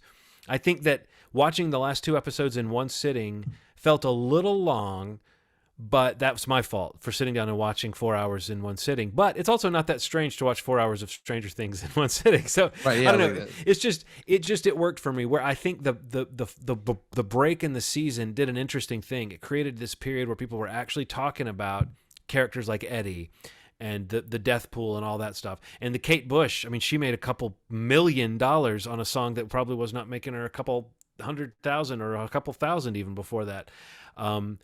But I do think that the one drawback to that gap is what you said, Ronald, the fact that we came back and there wasn't anything that quite matched the emotional crescendo of the way the song was used. And it almost made it seem like every reference they made to Kate Bush, it almost felt like, guys, we should tell you, the culture processed Kate Bush a week ago. We were done with Kate, it's like, but I don't think that's a fault of the show. I just think that just shows you how much this show can capture that conversation, and that some of that stuff that happened in the first half of the season or the first 7 episodes was so successful that there wasn't much of a place to go after that except to just deal with the plot and deal with the loose ends and everything and stuff that you kind of thought was going to happen. But I don't know about you guys. When I was watching that last episode, I had the thought of like, if they said, all right, the first 8 episodes are on Netflix, but then you have to go see the final one in the movie theater, I wouldn't have felt ripped off by that last episode if I saw it. I would have done it. I would have been fine with what I saw, like the level of the effects, the level of the storytelling. I just think there's very few shows right now that are operating on this level, similar to what we were saying about The Boys. Yeah. And as far as giving you this kind of, I mean, again, it's down to that tonal thing I was saying at the beginning of this long episode about Taika Waititi. It's at this point, if you're watching Stranger Things, you kind of know if you're down with the vibe or not.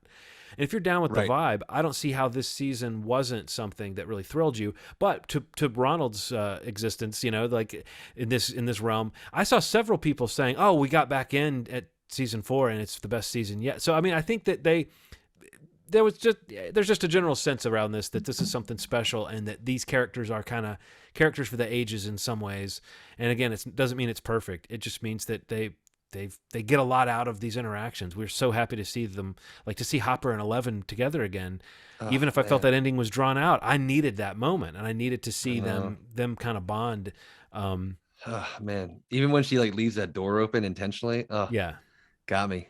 Even Steve seeing Robin having like that moment with the girl that she likes at the peanut church, butter and jelly. Like that was such a great little moment for Steve. And talk about a guy that like went from we're gonna kill him to he's now maybe the heart of the fucking show.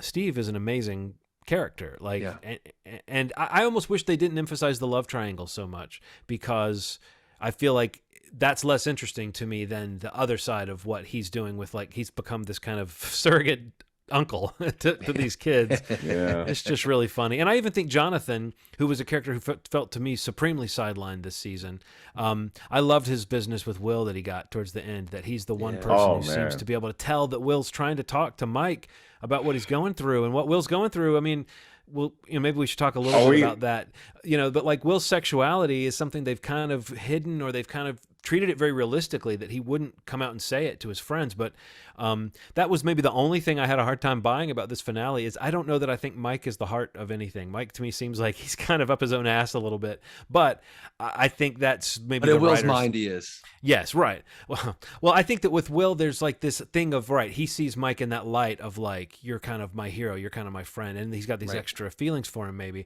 But the fact that Jonathan could see Will was having that moment, and that Mike really was kind of making it all about him and wasn't really understanding that Will was trying to talk about himself. I love that Jonathan came back later and basically said exactly, and in no uncertain terms, like, I'm your brother, I'm going to love you no matter what, and nothing can change that. It's like, holy shit. I mean, I just love that. I'm getting a little choked up just thinking about how much Will needed to hear that, And we've kind of seen a season of him being a little bit sidelined and nobody really saying, well, how the hell are you? So I thought that was super sweet. Yeah, it was great. And I like the idea of it kind of being set up that finally Will is going to probably be a major player in whatever comes to be the 5th season. Yeah, I hope so. This would be for nothing if he doesn't, because the time. Well, he and Max and 11 all have the kind of touched thing going on now of like oh, now there's a piece of them that's missing because of what they've kind of been connected to. What if his secret is not that he's gay, it's that he knew something all along? I know that sounds weird, but like, what if that's part of it? What if it's, he may be gay. I mean, but also he's had this ability for a while, and there may be some part of this that he hasn't quite divulged. That's what I think, man. I do think there's something maybe of that nature, but I think that the don't they call that queer baiting when creators hint that a character's gay, but then don't follow through on it. Oh, so I feel like the writers of the show are too smart to not pay off the hints they've been dropping. But does Will, kind of what Steve was saying, is he kind of not like 11, where it's like we have no idea what he might suddenly know or what he might suddenly become privy to. And I think where Max is at the end of this season is very sad. But I could also see her kind of coming back next year and kind of having a little bit of that 11 or Will role of now she's the one who can say, there's a storm coming. I can feel it, sort of. Yeah, I love that. I just love like that Will being back in Hawkins and like that like on his neck, like getting back into that like season 1, 2 stuff, like with him and the way he was affected by, that particle dust, like, that went into him that we see in Russia, that we see as the mind flare, we see with that. Like, there's all these things that now just spin around in my mind about like, there's so many cool things that could come of Will.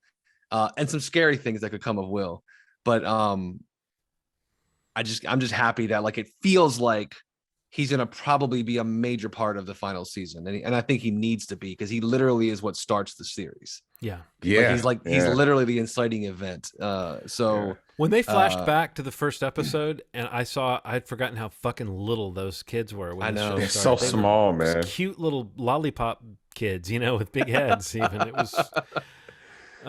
They're legitimately trying to like hide the fact that Millie's a woman now. Like, it's like very strange how they're like trying to be discreet about how she's a woman. I think the haircut. Go ahead. No, I was just gonna say that she's an adult. That's all. Okay. This is the last thing I want to say. I promise I'll leave this alone. The internet just discovered that she is an adult. That Maya Hawke is Ethan Hawke and Uma Thurman's kid is so funny, man. It's not that I just found out fairly recently. How? But like it was like all they promoted for season 3. It was like they were everywhere talking about it. Because she's really only in terms of TV shows did Ethan Hawke's show, which is on Showtime and kind of obscure and about racism. Right. I don't know if people really knew that she was. You know what I bet? I bet that Ethan Hawke's profile is like a couple ticks higher because of Moon Knight and the Black Phone. Like, like the demographic that watches Stranger Things is this year more aware of Ethan Hawke than they probably were a year ago. It would be my guess. Not to say that he hasn't been in things like The Purge and whatnot, but I bet that there's a little bit of synergy happening there, and it might be something smart he's doing. Of like, you always wonder like why would an actor take some of these roles, and then you think, oh yeah, it kind of puts them back on the cultural radar just a little bit. But no, I think that's funny because I think that she's another character that I think is kind of vulnerable. Like I keep wondering like who's kind of on the chopping block. I think we knew this season that Eddie was going to go. I think the surprise with Eddie is that he lasted as long as he did. And that made it very poignant. There's my word. But I found when he died, it affected me, but I was doing that mechanics of like, well, did he really help that much? If Dustin went back, it's like I was just trying to picture like logistically, how sometimes you have to make the logistics of a scene make sense to understand how this person helped, like what he did by dying. But then I saw someone was playing the clip of him dying and his final words to Dustin, and it hit me harder than it did the first time through. Just his little conversation with Dustin right before he died was so sad. It reminded me of like Tom Holland fading away in Tony's arms in Infinity War when he's like, I don't want, like he seems scared, like just the way that Eddie, you could tell he kind of knew that he was slipping, but he was trying to like be there for Dustin in that moment. Oh God, so great. And the fact that then Dustin has that conversation with Eddie's uncle, and the fact that he was replacing the sign where people had defaced Eddie. I don't know. That to me feels super sad, but I'm glad that Dustin got to have that moment where like at least somebody got to hear that Eddie was, heroic. A hero, yeah. But that's Eddie, a character people have latched onto for sure. Like Eddie was great, man. I love that character. I love that whole sequence in the field when they're getting their weapons together, and he like grabs Dustin and he tells him like, don't ever change. Like that's why the scene you're describing hits. Yes. Because of that moment 20-30 minutes before is that like they have that moment in the field and like you can just tell they're so keyed in as a pair in terms of what's happening with this plan. But that whole sequence in the field I thought was amazing. Just the innocence of like them having a little fun as they prepare to possibly walk to their deaths, like they're these kids still, they're kids. And man. Yeah, I don't know. And at the end of that episode, the collateral, the toll is that Dustin has a really theatrical limp. Yeah. From jumping back into the upside down. Yeah. From jumping/falling back into the upside down. Poor Dustin. Man. But yeah, you're right, John. That sequence of like just getting that shot of them on the hill and like the way they're kind of blocked out and like you kind of have the like here's your characters, this is like, okay, you've made it through. It's like the board is set. Look off in the distance. They lost in a way. Like this is the end game. I don't know how else to say it, but it is. I couldn't help but see like there's a total connection to that. Like Vecna kind of wins, even though he's hurt and he's damaged. He kind of wins. And I like and that. It's kind of like I said in between those two movies too, which is like even if they're going to come back and beat Vecna in some way in the season 5, you still get to marinate in that feeling that they lost, totally. And that these characters, fictional though they are, they too are marinating in this moment of like this isn't over and right now we're down. So it is a different way to end a season, especially if you're going to have to wait a couple of years to find out what they do next. But yes, I have a feeling I'll be watching the next season. I don't know about you. Yeah, guys. probably. It's Me probably too. guaranteed. Yeah. I'm going to be watching it 2 for years sure. from now. You know what? Real quick, I want to say before we wrap this up, don't you, we've talked about it many times, but I'm going to bang this drum. 2 years from now, Netflix has changed in so many ways. Oh, they have ads on their platform. They have no more password sharing. But most importantly, they've released Stranger Things on a weekly basis. What do you guys think? I don't want it. I don't want it. You don't want that? I'm good with it. Stranger Things is a binge for me. Stranger Things is, guys, the show came out. Let's clear the weekend. I think that's done. I'm not. You didn't ask me what I think will happen. You asked me what I want. I don't want Stranger Things to not be a binge show. I think that it works perfectly as one. I love that it's midnight. You guys want to watch one more before we turn in tonight? That's just too great of a feeling, and it's like my family. We all love it so much. But to what Steve's saying, I think if the question is what do I think Netflix is going to do, I could see them maybe dropping a couple episodes, and then a couple, and then a couple, or something. Just to kind of